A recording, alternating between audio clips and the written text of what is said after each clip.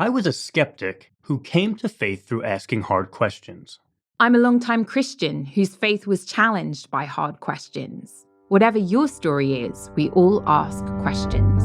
But some questions are more difficult to answer than others, and some questions keep us up at night. Who am I? Does my life have value? What determines my identity and purpose? Is there a God? Does he care? What will happen when I die? Is it even possible to know the truth? We believe every question is valuable, and we receive every question as a gift. So welcome to the podcast, where we invite you to ask away. Hey everyone, welcome to Ask Away. We hope you're finding the show useful. We're really enjoying recording again. If you are finding it helpful, give us a quick rating or review on your podcast app. That really makes a big difference to the show. We'd really appreciate it. We wanted to start today with a shout out to Drew Cordell, longtime listener of the show from Australia, has been consistently encouraging us, praying for us over the years. That has been so cool of you, Drew. Has really meant a lot, been a real blessing to us. Drew just recently published a book titled Honest Christianity: Why People Still Choose to Believe. Big congratulations, Drew. I know this book has been in your heart for a long time. So awesome to see it in print, and I'm very much looking forward to reading it. Now, the topic for today's episode was prompted by a conversation with a new friend of ours where we were talking about how challenging it can sometimes be to share your faith, and especially sometimes with the people that you're closest to. So we want to address a question that many people have and that probably most of us have felt at some point. Why do I find it so hard to share my faith? And it's a question I really appreciate, because if you are asking that question, that means you're actually trying to share your faith. So you are seeking to honor God in that way, and it means you really care about your friends, neighbors, colleagues, family. You really care about the people in your life because you love them enough to long for them to experience the fullness of life that Jesus promises. And therefore, it can frustrate you when you don't seem to be able to communicate that reality as compellingly and as clearly as perhaps you have experienced it in your own heart. I've definitely known that feeling. I can certainly relate to that many times. So I have a lot of respect for this question. And if you're asking it, I think that itself is an excellent sign that God is eager to bless you in your efforts to share him with others. Yeah, there are so many different directions that we could even take this question. But today we've just decided in this episode to offer some reflections on just one aspect of evangelism, and really, to be honest, healthy relationships in general that God has been zooming in on in our lives over the last decade or so. And that aspect is what we call the spiritual discipline of conversation. Now, we'll say more about what we mean about that in a minute, but we're aiming for this episode to be highly practical and some of it really simple. Hopefully there'll be some takeaways. You can even, if you have a pen and paper and you're not driving, you can even write some things down as we go through, just to put some bullet points down on paper of things you can practically do that might make a difference in your own life. Because we honestly believe that if you just take these really simple pieces of advice seriously, then it will radically enhance the depth of your conversations, your enjoyment of those conversations, and the fruitfulness that comes from them as well. Yeah, we really have found that. And I get really excited about this topic because I believe so many Christians are right on the precipice of effectively sharing their faith, and they don't realize how close they are. I often just get this image in my head of cycling up a mountain pass, and it's so hard when you're going uphill and it seems like you're not getting anywhere and you're never going to get there. But then all of a sudden you reach the summit and you start to go downhill and everything changes. And there's this smile on your face as you start to just fly down the hill. And I really believe that so much of the church is just below the precipice when it comes to sharing their faith. And with just a little encouragement and training, really can be ready to fly. And that's one of the things we get most excited about in ministry, just seeing people move from a place of fear and lack of confidence in sharing the faith to a place of excitement and joy. Yeah, definitely more excited for them to be doing that in conversations. To be honest, I've never been excited about cycling up a mountain pass and then having to fly down the other side. That sounds awful. But in terms of conversation, it is exciting. So I mentioned that we use this phrase, the spiritual discipline of conversation. And we want to focus in on conversation specifically for a couple of reasons. Firstly, because Jesus took conversation really seriously. If you've read through any of the Gospels, you see that Jesus spent a lot of time talking with people. And if you were going to ask whether Jesus was more impactful through his preaching ministry or his conversational ministry, I actually think it's really hard to say. Yeah, which is really interesting, actually, because a lot of people want to be upfront speakers. But then if you ask any speaker about their highlight from the last month, it's certainly true of us, we'll almost always tell you about a conversation. That is really where so much of the real fruitfulness happens. That's absolutely right. And then secondly, we want to focus on conversation because even though conversation is such a significant part of the model of ministry that we see in Jesus, we actually tend to spend almost no time on it. Maybe we spend time on the final conversation of how to lead somebody into a relationship with Jesus. Sometimes people call it the sinner's prayer. But that is completely irrelevant unless we wind up in real life relational situations where the depth of interaction warrants extending that invitation in the first place. And if I were to ask you, do you know the Bible better today than you did 10 years ago? Well, hopefully many of you would say yes, or at least you would have a sense that that's what you were supposed to say. Or if I were to ask you, is your prayer life more consistent? Or are you a better leader? Hopefully in all of those areas, you've grown somewhat. But if we ask the question, are you a better conversationalist today than you were 10 years ago?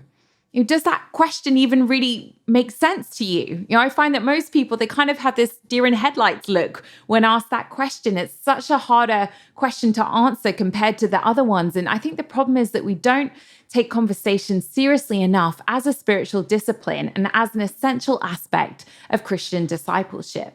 This always reminds us of a scene in Pride and Prejudice, which, yes, Joe made me watch the BBC version. Which, as far as I'm concerned, is the only legitimate version. So you can see that Joe feels strongly about this and made me watch it about 64 times. Still not enough. Or so. And I liked it. Yeah. More than when I make you watch baseball, I think. Yeah. And at one point, though, in the show, there's this great scene, and Mr. Darcy says, "I have not that talent which some possess of conversing easily with strangers."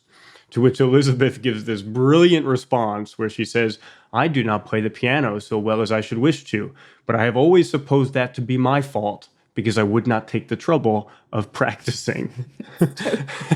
And, the thing is, if we're not a good conversationalist, we don't tend to see that as a spiritual weakness, but just as an unfortunate or, maybe even endearing part of one's personality. We don't see it as something that we actually ought to work hard to change. If I preached a terrible sermon, that would weigh on me, and rightly so. If I let an obscenity fly, in a moment of anger, I would be frustrated with myself. But if I have an uncreative, uninspiring, utterly boring conversation that literally puts you to sleep, I usually just walk away and don't think twice about it.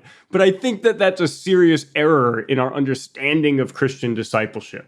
Yeah, and in fact, increasingly, I would say that this advice only becomes more helpful because one of the things we keep hearing reflected back to us, especially after recovering from COVID and the pandemic, is that actually younger people more and more don't know how to talk to each other. And people are really struggling to build friendships, to build relationships, to know how to build community. But what are the building blocks of building relationship? It's conversation. So just in general, I think this is an area that we all need a lot of help.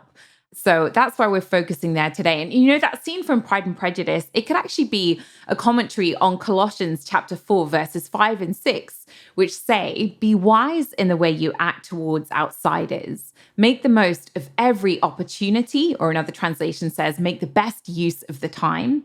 And how do we do that? Well, the verse goes on to say, "Let your conversation be always full of grace, seasoned with salt," in other words, well prepared, so that you may know how to answer everyone. And note that it's not saying how to answer every question or every argument, but how to answer every person.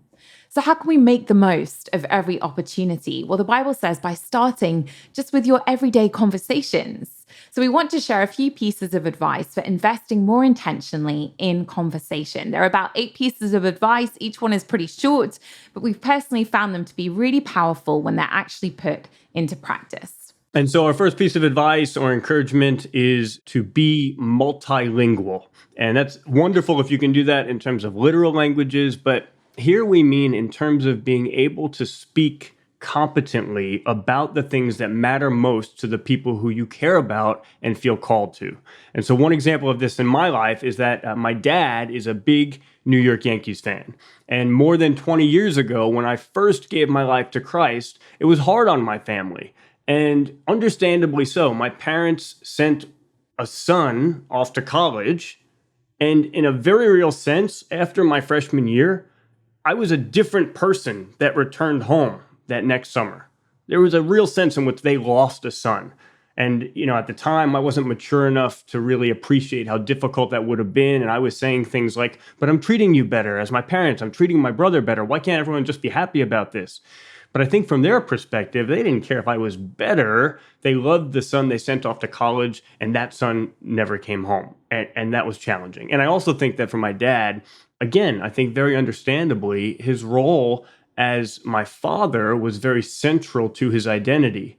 And now, all of a sudden, Vince had this invisible father figure who was, in some sense, his ultimate father and the person he went to first for wisdom and guidance. And again, I think that was hard to process. So Dad and I had to work through a season where we were really trying to figure out, again, how do we connect deeply as we always had previously? And I was praying about this, and I would honestly say that in one of the clearest promptings of the Holy Spirit that I've ever had in my life, I really sensed God telling me to watch baseball.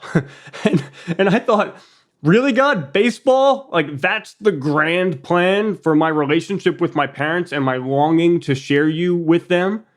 But God was prompting me to learn my dad's language, the language of a New York Yankees fan. I started watching the games regularly. Within weeks, I was just as big of a fan as my dad. And there's, 162 games just in the regular season. Yankees are almost always in the playoffs, then you get all the offseason trades. It gave us something that we could connect about pretty much every day of the year during that critical time in life. And in fact, I'd say that was one of the single biggest factors in my dad becoming more comfortable having spiritual conversations with me and ultimately taking his own steps of faith. Not because I figured out how to explain the gospel to him more clearly or more engagingly, but because I started watching baseball. And it makes me think of the fact that Jesus often spoke in parables about farming and sheep and hidden treasures, lost money, lost children, being in debt, about parties, building a house, about how to deal with money. Not explicitly religious things at all, not what you would have guessed the God of the universe would have spent his time talking about, but they were all good things, and they were things that people cared about. And he took them as his starting points to share with them deeper spiritual truths. And I'm just amazed at the humility in that Jesus, spoke all of creation into existence. And here he is on earth spending his time talking about our unsophisticated farming methods. I mean, it's just awesome. And what I've learned from Jesus is that we need to start where people are, what they think about, what they care about, the questions they are asking. That's really the vision for this whole podcast. Initially, I was just frustrated that my family wasn't where I was, and I wanted to yank them over to where I was, whether they liked it or not. But that's actually not the model of Jesus, who literally came to where we are, came to speak our language, to do the things we do, to see the things from our perspective. And so question, what would it look like for you to learn to speak the language of someone that you long to share about God with, but perhaps are struggling to connect with? What are they interested in?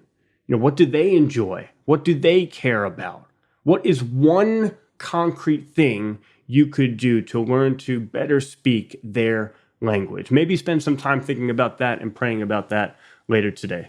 I can attest to how seriously Vince took that spiritual discipline of learning the language of the Yankees, because the last time they won the World Series was in the months that we got married, right? So we spent the first 2 months of marriage. We were living in England at the time. The Yankees game started on the TV at midnight. Right.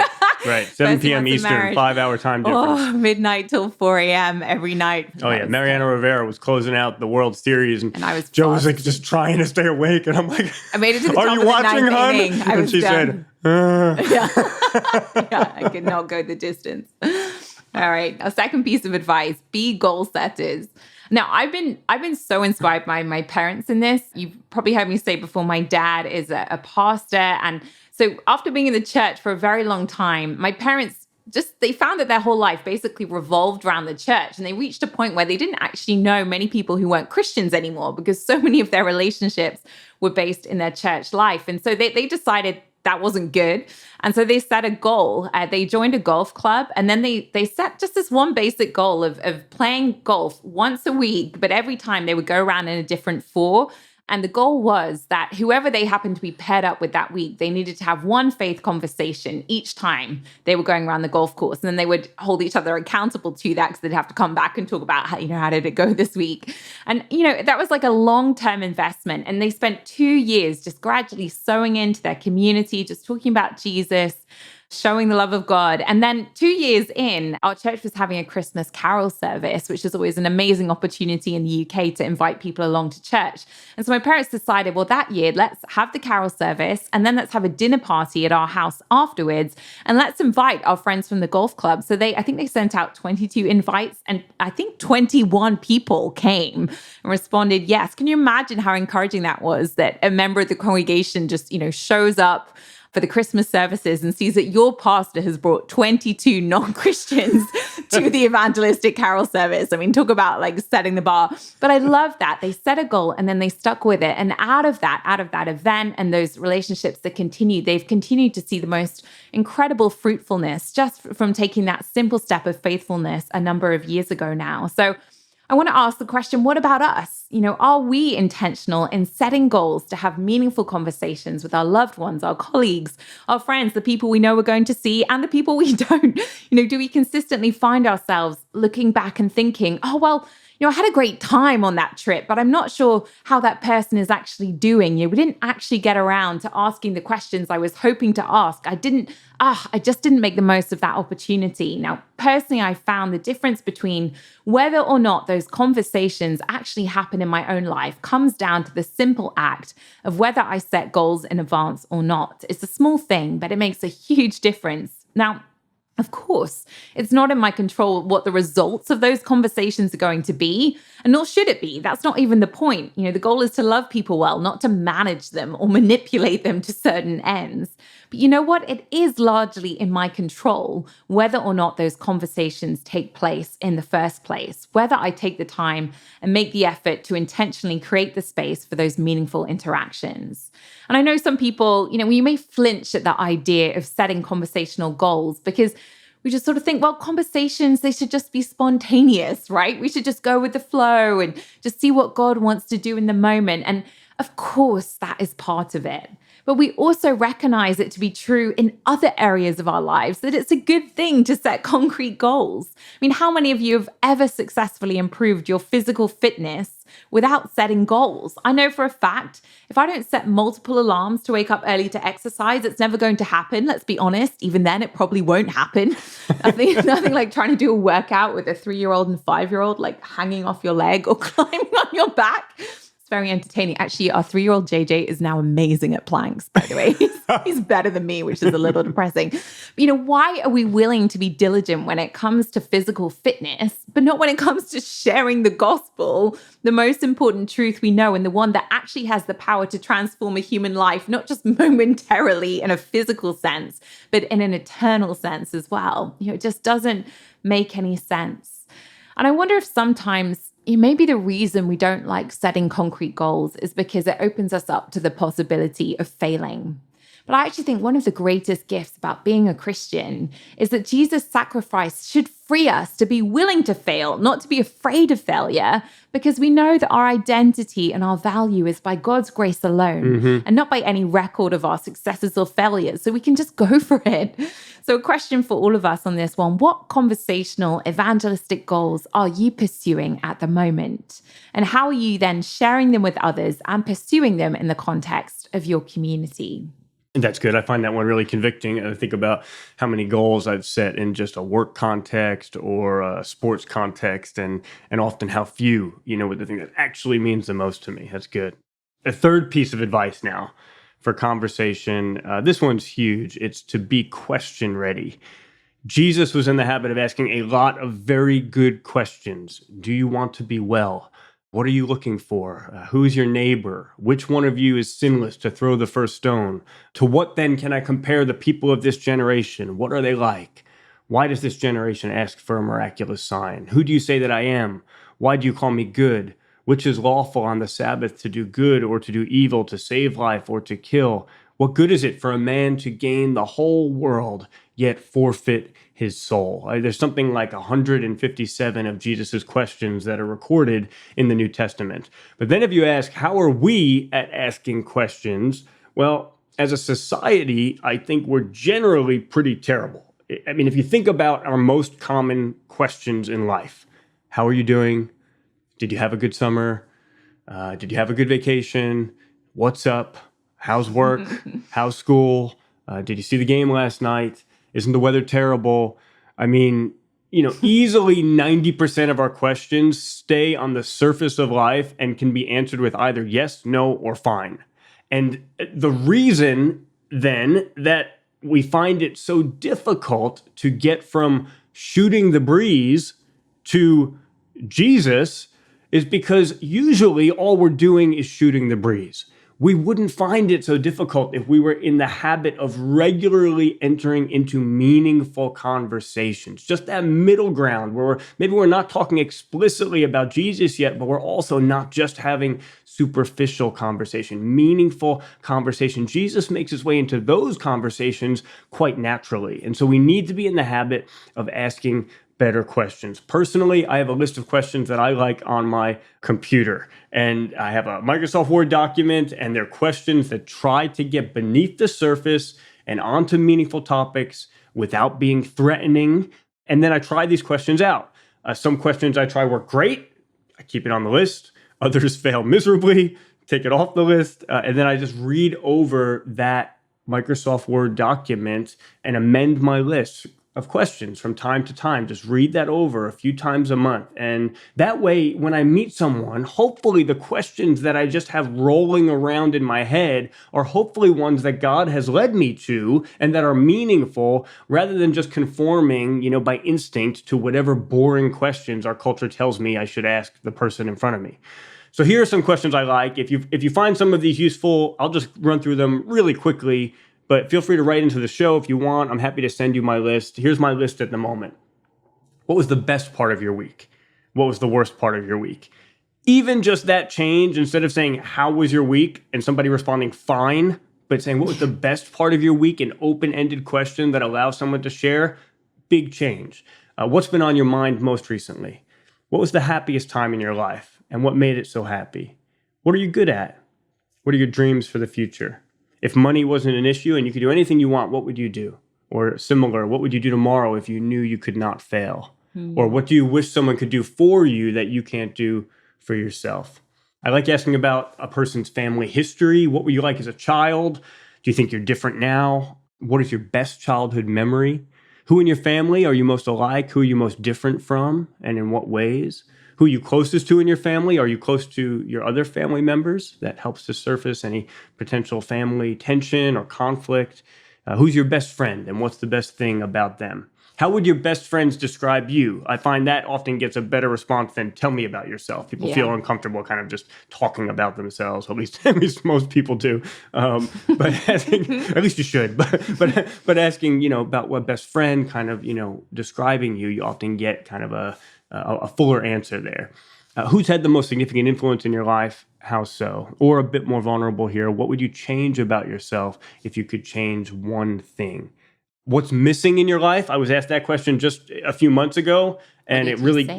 it gave me pause. And like I really had to think about it. I thought like there wasn't like an obvious, answer to jump to mind, but I thought what a great question, and I wound up thinking about it, for the next day, and so I added that to the list. Did you grow up in a religious home? I find it sometimes a less threatening question than are you a Christian? Like that could just feel like a litmus test. But if somebody says, yeah, I did, then often I'll respond and say, well, was that a positive experience or a negative experience or a combination of both? I'm giving someone an invitation to share their story and their culture rather than just an interrogation or a litmus test. Would you raise children the same way as you were raised? Why or why not? What's the most frustrating thing about religion to you? I learn a lot about how to interact with people by people answering that question. What do you live for? Where do you find the most peace in life? What's your greatest fear? If you could have the answer to one question, what would it be? And send it in to Ask Away. Just a couple more. Sometimes I enjoy asking more creative questions. If there was one law you could make, what would it be? If there was one law you could break, what would it be? What causes 80% of your stress in life? And I always remember this question because the very first time I ever asked anyone that question, they just, without missing a beat, responded, people like you asking me questions like that. Great response. Just so good. One of the best responses I ever got. But I just said, well, what about the other 20%? And we still had a great conversation. And then perhaps my favorite question, have you ever had an experience in your life that made you think there might be a God? And I just love this question because if I ask this question of people who have even explicitly told me they don't believe in God, and if I give them a little time to just ponder it and just wait through a little uncomfortable silence for a few seconds rather than just kind of saving the person by jumping to a different topic, so often they'll say, well, there was this one time when... And then they'll just bust out like the most remarkable, clearly miraculous story that you've ever heard in your life. And now you're just like, wow, that happened to you? Wait. And you told me you don't believe there's a God. Whoa, that's so interesting. Okay, tell me about how those things fit together in your head. And oftentimes they don't. Oftentimes it's just that experience doesn't fit the narrative of life that they've already established. And so it kind of gets pushed into a corner and it doesn't get processed. But asking that question brings it back to the surface and you can process through that incredible experience. I really believe that most people in life have a couple of experiences like that where God has been reaching out to them. And it may be that he wants you to ask a question that helps them to finally process that experience. Yeah, I think those lists are so helpful. I think we can be a bit suspicious at the idea of someone coming into conversations with questions that are already planned, because I think there's a part of us that we really don't want to feel like a project, do we? Or like someone has an agenda when they walk into a conversation with us. But you know what? I actually just think like, if you really want to know the answers to those questions, if you actually really want to care about the person in front of you, then actually, isn't it loving them more? Because you've taken the time, to say, hey, I don't always trust myself in the moment because like, I don't always come up with the best things on the spot, but I really do want to know you. And so this is my way into doing that. Yes, conversation is an art, not a science, but we also would want to say that God is sovereign, both in a conversation and several days before it. So let's not limit the work of the Holy Spirit in any direction. If God puts something on your heart to ask somebody, before you get there, lean into that because you might just have the most fantastic conversation that really opens things up, gives them a chance to share, to understand their own hearts better, for you to connect more closely with them, for you just to deepen the relationship. And yeah, I just think that's actually a more loving act rather than being somehow, manipulative in some way. So don't be afraid of that. Just one more thought about questions. This can be revolutionary. Train yourself to ask joined up questions. This is something I was taught in a counseling context, but it very much applies to sharing the faith and just to good conversation generally. We tend to stay on the surface in conversation and to ask disconnected questions. So in other words, we say, what did you do this past weekend? Somebody gives us an answer. Then we say, how was lunch? They give us an answer. Then we say, how's your family?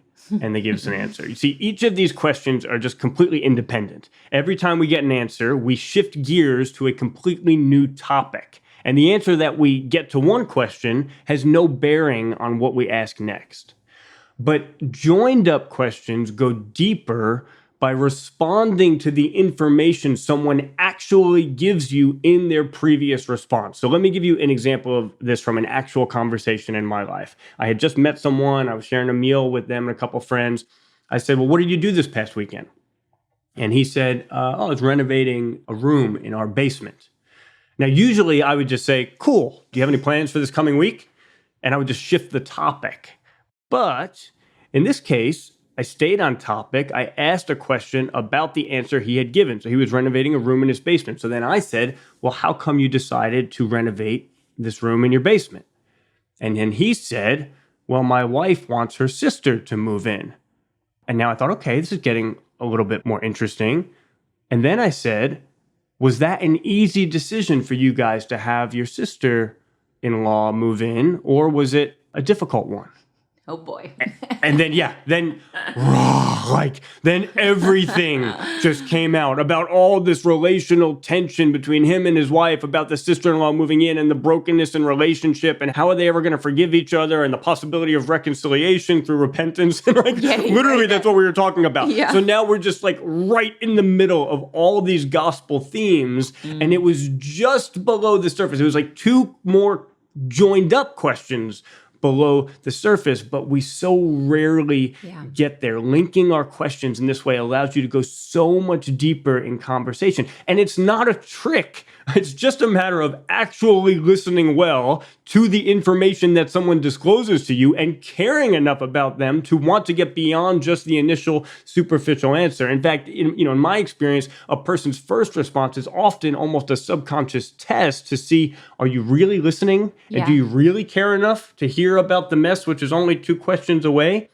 That deep place of honesty and transparency is usually only 2 or 3 questions away, but 2 or 3 joined up questions away. And sadly, we almost never get there. Most people very rarely get asked a 3rd or a 4th joined up question. And the other thing about this, which is just fantastic, is it makes conversation so much easier.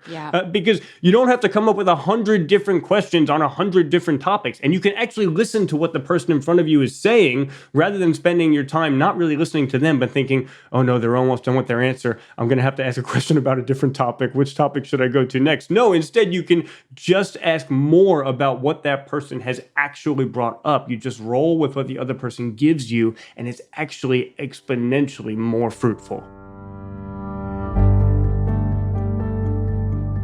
We're so glad you joined us for Ask Away. If you have a question that needs answering, we'd love to hear it. Send us an email at askawayquestion@gmail.com. Or call and leave a voicemail at 321-213-9670. Ask Away is hosted by Vince and Joe Vitale and produced by Studio D Podcast Production. New episodes come out regularly, so make sure to subscribe. The best way you can support Ask Away is to leave a review. All you have to do is open up the podcast app on your phone, look for Ask Away, scroll down until you see Write a Review, and tell us what you think. See you next time. And remember, if you have a question, it's worth asking.